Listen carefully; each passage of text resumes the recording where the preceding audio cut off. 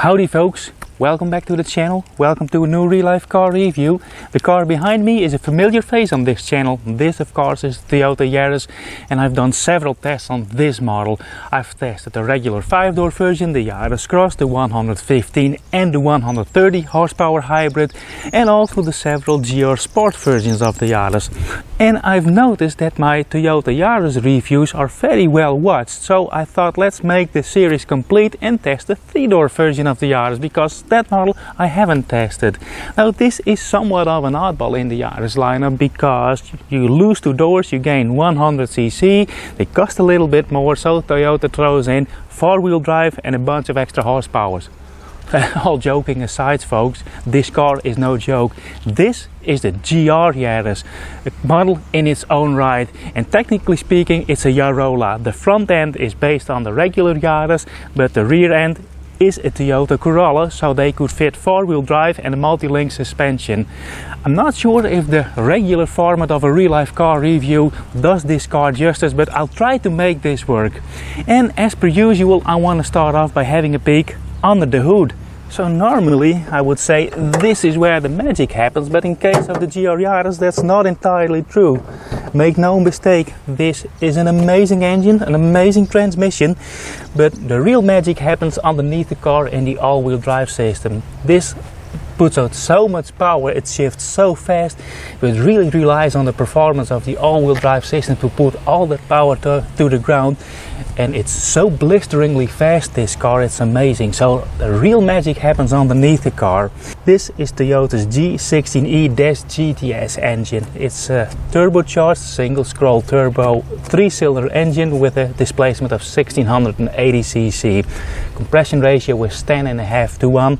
Bore 83.5 millimeters, stroke 87.5 millimeters. So it's an under-square engine, but it's really willing to rev. What I find nice about this engine and the way it's programmed and calibrated is it has so much torque in the mid-range. Torque is almost 400 Newton meters and power is 280 horsepower. But I'm willing to bet it makes a little bit more than that, but the torque band is the real amazing thing about this engine. When you're cruising slow and you just have to feather the accelerator, there is always instant torque. So the throttle response, the response of the turbo is super fast, it's immediate.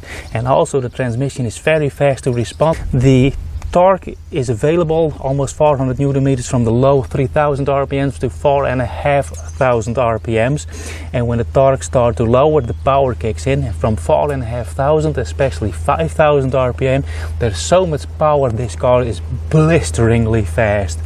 Toyota has reworked the engine a little bit, because this is the updated version of the GR Yaris, which I'll tell more about in the interior segment. They reworked the valve train, they chose a new material for the exhaust valves, they reworked the internals a little bit. The engine always has had roller rockers, oil cooling jets, because it's a real performance engine. Yeah, it's an amazing piece of engineering, and I'm led to believe, I've seen videos on that on YouTube, and you probably did too, that they easily pull 500 horsepower out of this engine. As said, this is the updated version of the GR Yaris, and with the updates we now have an 8-speed automatic transmission available. But I haven't been able to find a lot of information on this transmission, so know nothing about gear ratios and such. In the Netherlands they updated the model range for the GR Yaris, so it's only available in the top trim level, so it comes standard with a lot of luxury in the interior and a limited slip torsion differential. Now, a remarkable fact is that Toyota hoped that the automatic transmission would sink the CO2 emissions a little bit, because there's a lot of CO2 taxes on this car. On a side note, this car as tested cost 102,000 euros over here. Half of that is CO2 emission taxes. So Toyota hoped that the new 8-speed transmission would sink the emissions a little bit, but that would also mean that they had to compromise the performance, so they skipped all of that, and now the automatic transmission puts out more CO2 than the manual version, in the test cycle at least. But yeah, it's a good thing that they chose to go the no compromise route, but the transmission is so good, and I think that the automatic transmission is the way to go for 99% of the drivers. It's very fast to response, and if you leave it in auto mode, it very well senses what the driver wants to do. And when you go in manual mode, the gear shifts are so crisp, so fast. I love it. I wouldn't have it any other way, apart from the tax fine that you pay on it. I always look around a little bit. They didn't spend much time on the under bonnet design, and I don't blame them. There are some red details over here. You can barely read from anything that this engine is so special and puts out so much power. Anyway, let's have a quick peek in the cargo area, because we have something special over there, and I leave the hood open for that. Now, before I open up the trunk, I want to point out that they redesigned the tail end of the car. The pre-update version had the regular Yaris taillights, but with the update they added this panel over here with a continuous light bar, which I think is a nice touch. But yeah, if you couldn't tell by its width and its stance that this is not a normal Yaris, now you have an extra hint.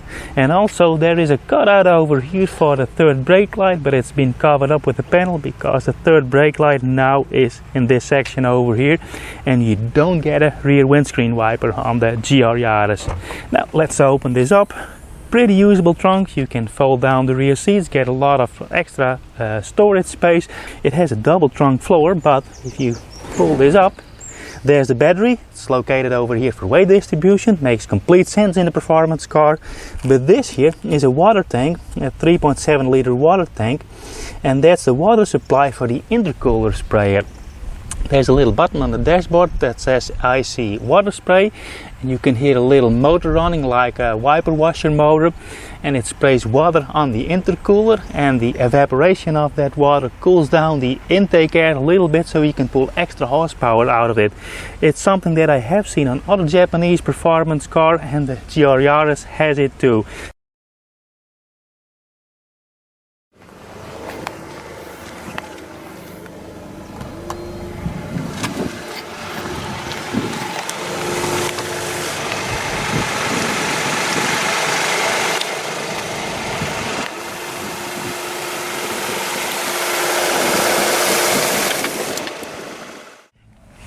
One thing that you notice when you get into the GR Yaris is that the seat is pretty high up in the car. For a real performance-oriented car, when I would go a lot on tracks, I think I would change the seat rail so I had a little bit lower seating position. So this is as low as it gets, but this is not a complaint because the seats themselves offer so much support. Great seats, very comfortable. I've been to Germany this week, done a lot of autobahn driving, long distance driving, and the seats are just amazing, and they hold up really well when you go fast cornering and such. So let's have a look at the dashboard, because this has been redesigned with the updated Yaris. The pre-update versions did get the normal Yaris dashboard layout, and to set it a little bit more apart, and especially to enhance the ergonomics and functionality, Toyota has redesigned the dashboard. And when I first saw it on pictures, I thought, well, that's not the prettiest, but I got in this car, looked at it, been living with this for a week, and I just wish every Yaris would have this dashboard because it works out great. It's pretty straightforward, it's flat, a little bit curved towards the driver, and especially this section over here, I think this works so well. Makes you realize that car manufacturers do tend to over-design their interiors. This is just functional. This reminds me a little bit of the 80s interior style for performance car, with this very vertical layout, but it works so well I wouldn't have it any other way. Now let's have a quick look at the gauge cluster. You have several layouts for the instrument cluster, and I have it set to this. You can change them if you want to other settings, so I have to dismiss this, but you can configure this to your liking, and I like this much because it shows the speed. It has a gear indicator, very clear to read tachometer. This is the display of the torque split in the four-wheel drive system, and this little cluster over here shows the temperatures of the coolant, the oil, the transmission oil, and the oil pressure. And this is super relevant for a performance car. You can only start applying the power once all fluids are heated up properly. So as said, there is a little button for the intercooler water spray. We have electric mirrors. It's very basic layout, and that's one of my complaints in other Yarises, is that the button for the automatic high beams is all the way down there out of sight. Steering wheel looks familiar. It has flappy pedals for the gear shifts, more on that later. So here's the infotainment system that we know from other Toyota and Lexus models. Coming out of the Hyundai Insert, you can really tell that this doesn't work as nice as in the Korean cars. It's a little bit slow, and the navigation always doesn't pick the most logical route, I would say, but I can live with it. And this HVAC control cluster is something that we've seen in other Toyota models. It has a dual zone climate control, but as you can see, both center fans are aimed towards the driver, but no complaints there. And as said, now we have only one trim level available, which is the most luxurious. So you not only get things like the limited slip torsion differential, but you also get heated seats, heated steering wheel. And here is the selector for the GR4 drivetrain for the all-wheel drive system. So we have track mode, gravel mode, which are track driving, rally driving, and we can go to normal. And I've had it in normal mode all week long, and it just performs well. Here's the drive mode selector, and the drive mode selector changes, well, not only the gauge cluster. We have eco, which makes no sense at all. Then we have sport, and then the tachometer becomes a band like that. It shows some information in this system over here, and you can customize it to your heart's content. And of course, with the changing drive mode, the throttle response changes and the gear shift changes, and those changes are quite significant. Normal gear shift selector, you can pull it into the manual mode, and well, as it should, in manual mode you push the lever forward to downshift and you pull it for upshift the way it should be in a rally car. The GR Yaris is now also available with so-called an advanced pack over here, where you get a vertical handbrake lever to do handbrake turns and such. This car doesn't have that pack, but we do have this nice Alcantara micro suede material on the doors. Car also has a JBL audio system, but I can't say anything about the audio system because this is such a performance oriented car. They didn't do much with noise insulation, and even it would have the audio system like the Mark Levinson from Lexus RX. You barely would hear it because the car is quite noisy, to be honest. So normally I would say let's have a peek in the rear passenger compartment. I'm not gonna do that. It's a little bit claustrophobic, a little bit hard to get in and out. This is the last day for my summer vacation. I want to put this video out, so I don't want to get stuck in the rear passenger compartment, but I'll pick up the camera and show you around, and after that we'll go for a drive. So I really had to slide the driver's seat forward so I can see how this works with in my driving position. Real small windows, speakers over here, but no creature comforts. But I will say this, now I'm with my head up to the headliner, so it's really sloping down this roof. But if you have children, the seating comfort for them is actually pretty good. But as you can see, it's pretty dark and black in here. It's a little bit on the claustrophobic side, but anyway, it is a practical rear passenger space, but no more than that.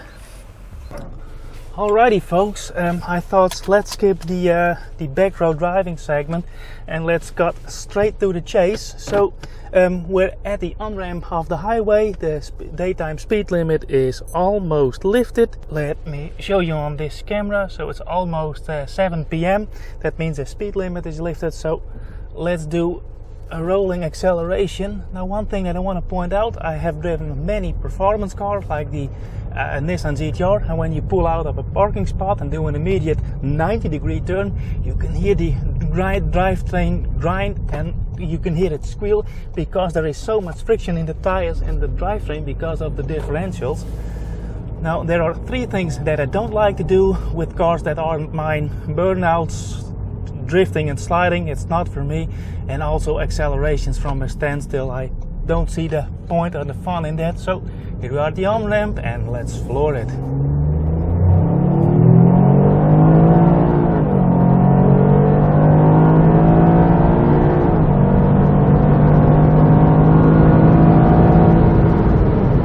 Okay, let's tone it down a little bit. So that was everything in normal drive mode. The GR4 system was set to normal. Let's lower it down a little bit. but the acceleration is so fierce, and once the car passes 4,500 RPM, then the power kicks in and this car is so incredibly fast. I'm gonna wait for an empty stretch of highway, do one more burst, but anyway, the way this car pulls, the way this car puts its power to the ground is, well, I'll say second to none. Yes, I've driven the Nissan GTR, and I'm willing to bet the GR Yaris can keep up until this reaches its top speed. And as I said in the under the hood segment, I have the impression that the engine makes more power than the advertised 280 horsepower. And the reason for that is that last week I was in Germany. I could do some high-speed runs, could drive the car at top speed. The speedometer is very accurate, I must say. The advertised top speed is 230 kilometers an hour, but I've seen on GPS 235, so this car really does what it promises in the brochure. So let's calm down a little bit over here. But the reason that I think that it makes more than 280 horsepower is the way that this car pulls above 180 kilometers an hour. Even when you're approaching top speed, you're driving constant and you move the accelerator, you have an immediate response. The transmission is super fast to downshift, even in automatic mode. You don't need the flappy pedals even, and then it pulls even at 180 and 200 kilometers an hour, which I think is super impressive. And the way it pulls, it gives me the impression that it makes just over 300 horsepower. This is a little bit of a gut feeling, but I think 310 horsepower. Oh, that's a nice Nissan Maxima. Beautiful car. Okay.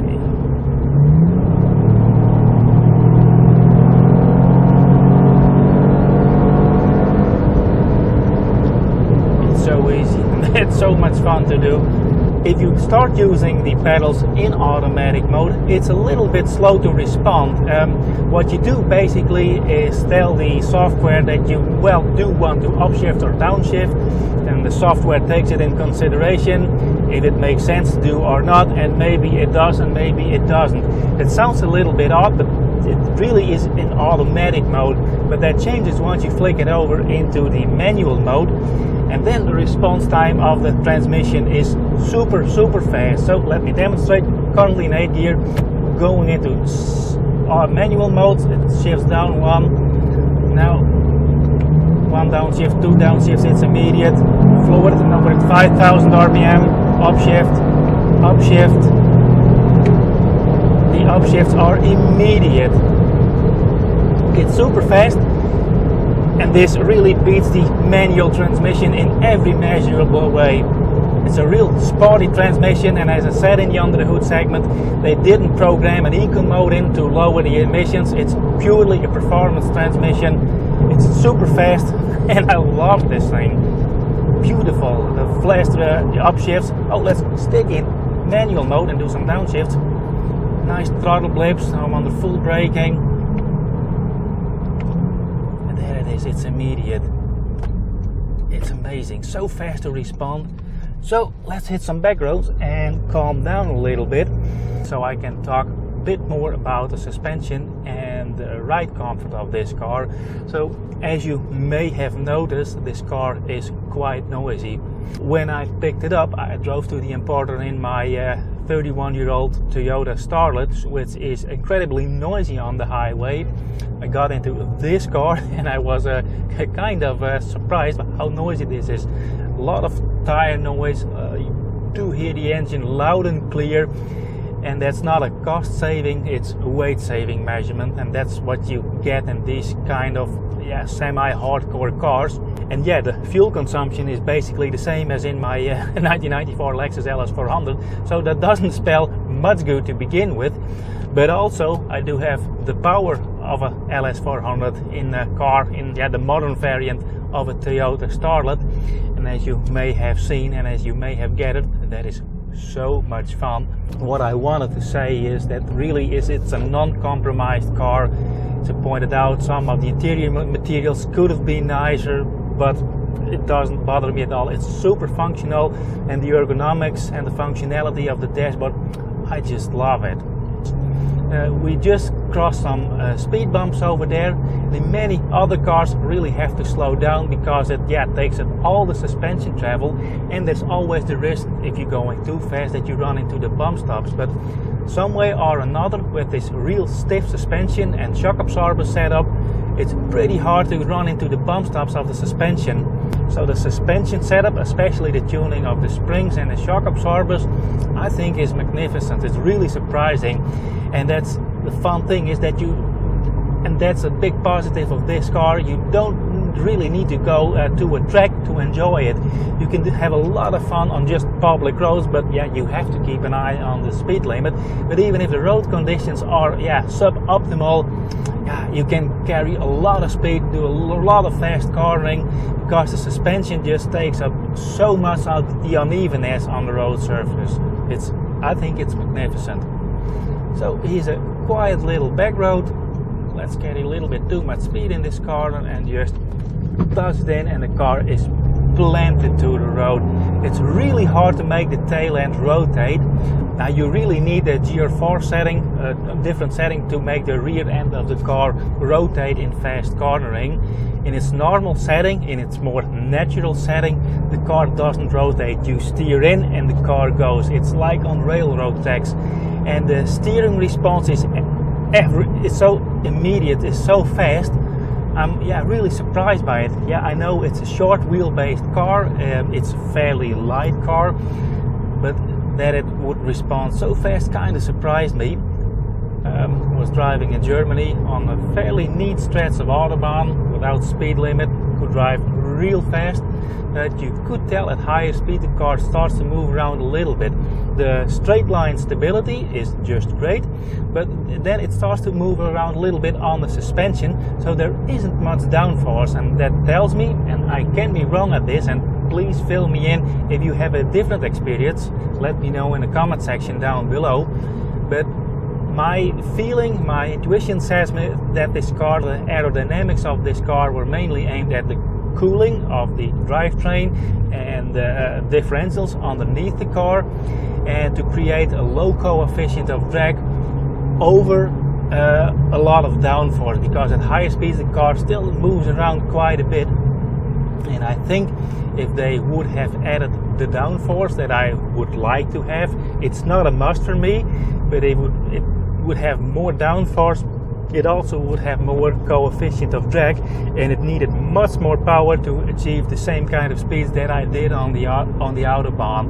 And I think it would at least need 340, 360 horsepower to have and the downforce and the performance that it currently has. But for me, it isn't a letdown. As said, fuel economy is around 10 liters per 100 kilometers. But given the performance of this car, I think they're doing real well. And if it's a bit too much for you, just buy a second-hand Yaris hybrid, and that will compensate. Oh, I only have one more day left with this car, and then I have to return it. And then I pick up another nice Toyota, but this one really is engraved in my memory. Good thing I'm filming this. I didn't film the Nissan GTR back in the day, but well, that's my #1 favorite car that I ever tested. But this is on the same stage now on the #1 spot. Man, this is a treat. Anyway, I have touched upon all my talking points for the drive segment, so let's head over to the middle of nowhere for my final thoughts on the GR Yaris. So, see you in a second, guys.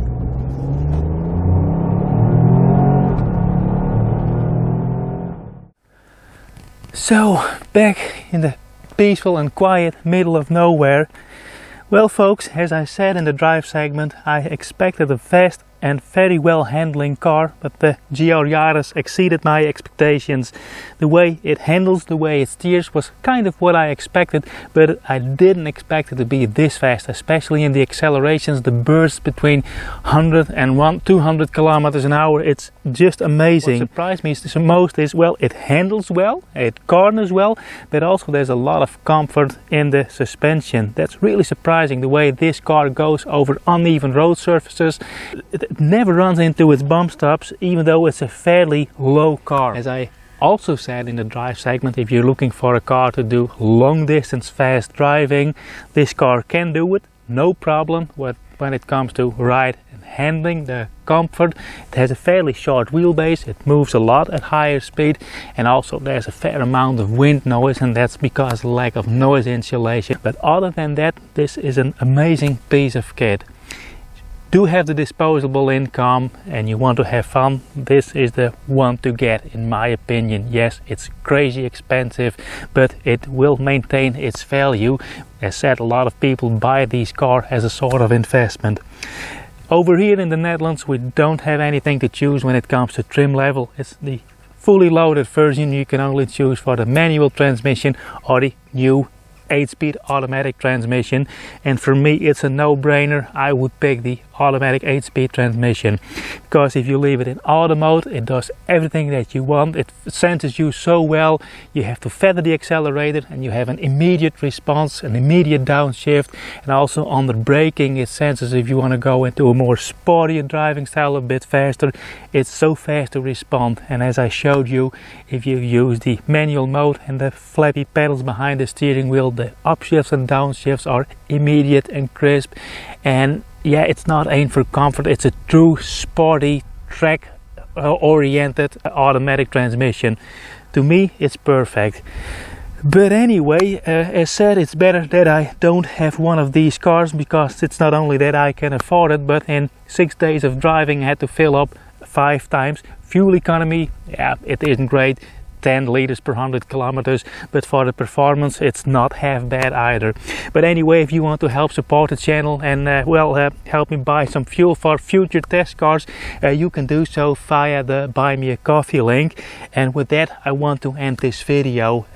Thank you so much for following along. I hope you enjoyed this video, and if you did, let me know by giving me a like, leave a comment, or subscribe to my channel. That helps tickle the algorithm and helps the channel grow, and it helps me a great deal. Anyway, that's it for now, and I hope to see you on the next real life car review. Thanks for watching, and bye.